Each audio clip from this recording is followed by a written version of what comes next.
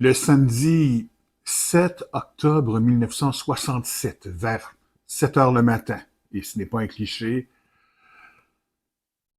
dans la région de Maniwaki, plus précisément à 107 kilomètres au nord de Maniwaki, au lac de la Côte-Jaune, alors qu'il se promenait dans le bois et que d'autres chasseurs étaient dans les parages, l'un d'eux croyant avoir entendu passer un orignal a tiré un coup de feu. Mon oncle Laurent Jean, 31 ans, est tué sur le coup. Mon autre oncle, Maurice Jean, 29 ans, est blessé à un bras. Il sera soigné à l'hôpital de Maniwaki. La nouvelle sera reçue comme un drame, particulièrement pour maman, plus proche de moi, qui était très proche de son frère Laurent. Ils ont à peu près le même âge.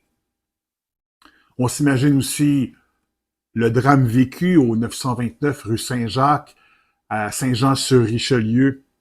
Tante Margot, pour Marguerite, se retrouve veuve avec trois enfants en bas âge, soit ma cousine Diane et mes deux cousins, Michel et Luc, dont mes parents sont la marraine et le parrain.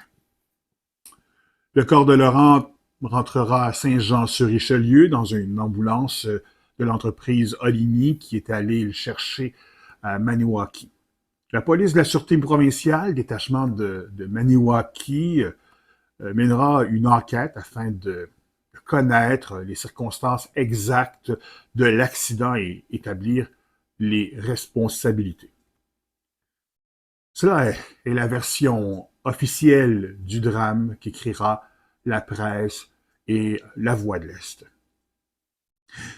Durant toute ma vie, j'entendrai parler de ce drame. Chacun de mes oncles, de mes tantes, y allant de ces hypothèses, ou petit bout de vérité, allant jusqu'à affirmer que l'enquête de la police n'est pas allée assez loin et que peut-être qu'on a bâclé un peu les choses. Qu'importe. Au salon funéraire, l'émotion est à son comble. Laurent sera inhumé dans le lot 307D du cimetière de Saint-Jean-sur-Richelieu, qui est situé sur la rue Saint-Jean.